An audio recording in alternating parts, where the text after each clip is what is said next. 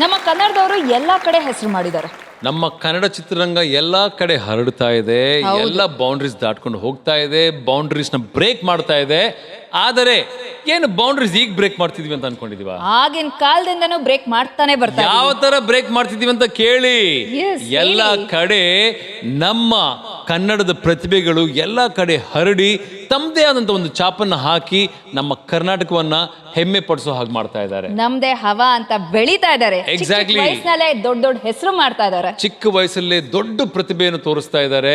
ಸಾಕಷ್ಟು ಪ್ರತಿಭೆಗಳು ಕರ್ನಾಟಕದಿಂದ ಹೋಗಿ ನಮ್ಮ ಕರ್ನಾಟಕ ಹೆಮ್ಮೆ ಪಡಿಸುವಂತ ವಿಚಾರಗಳು ನಾವು ನೋಡಿದ್ದುಂಟು.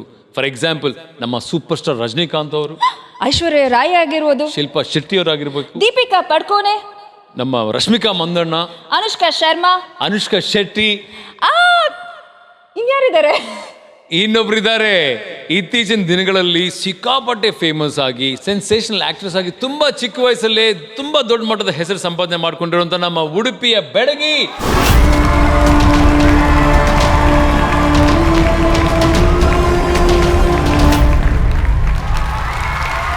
Youth icon of South Indian cinema, female Pooja Hegde.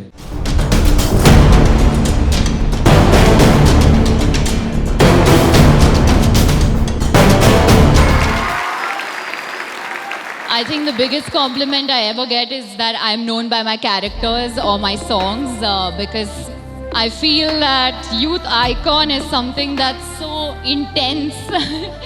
But it's a great sign that if you are unapologetically and authentically yourself, I guess somewhere down the line you can inspire people. So really happy about this and hopefully I can continue to be a youth icon. Thank you.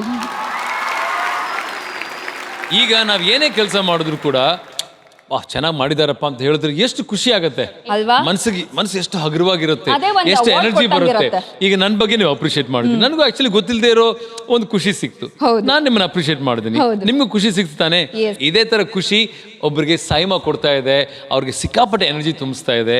ಅದೇ ನಮ್ಮ special appreciation award. Okay, ಈ ಒಂದು award ನ present ಮಾಡೋದಕ್ಕೆ ಬರ್ತಾ ಇದ್ದಾರೆ sensational producer Allu Aravind sir.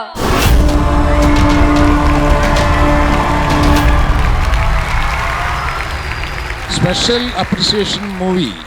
The movie name is Kannadiga.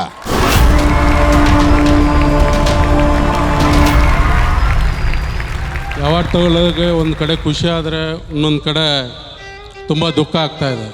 ಯಾಕಂದರೆ ಯಾವ ಸೈಮಾ ಅವಾರ್ಡ್ಗೆ ಹೋದ್ರೂ ಯಾವತ್ತೂ ನಾನು ನಮ್ಮ ಬಾಸ್ ಪುನೀತ್ ಅವ್ರ ಜೊತೆಲಿ ಹೋಗ್ತಾ ಇದ್ದೀನಿ, ಅವರು ಅವಾರ್ಡ್ ತಗೊಳ್ತಾ ಇದ್ದಾರೆ. ಅವ್ರು ತಗೊಳ್ಳೋರು ನೋಡ್ತಾ ಇದ್ದೀನಿ. ನಂದು ಇದು 3ನೇ ಅವಾರ್ಡು.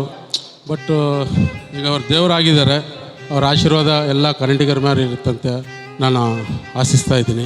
ಒನ್ ಮೋರ್ ಥಿಂಗ್, ಈ ಕತೆ ಕೈಯಲ್ಲಿ ಒಪ್ಕೊಂಡಿದ್ದ ನಮ್ಮ ಕ್ರೇಜಿ ಸ್ಟಾರ್ ರವಿಚಂದ್ರನ್ ಅವ್ರಿಗೆ ತುಂಬ ಥ್ಯಾಂಕ್ಸ್. ನನ್ನ ಎಂಟೈರ್ ಟೀಮ್ ಪ್ಲಸ್ ನಮ್ಮ ಡೈರೆಕ್ಟರ್ ಎಲ್ಲ ಅದರಲ್ಲಿ ಆ್ಯಕ್ಟ್ ಮಾಡಿದ ಎಲ್ಲರಿಗೂ ನಾನು ತುಂಬ ಥ್ಯಾಂಕ್ಸ್ ಹೇಳ್ತೀನಿ.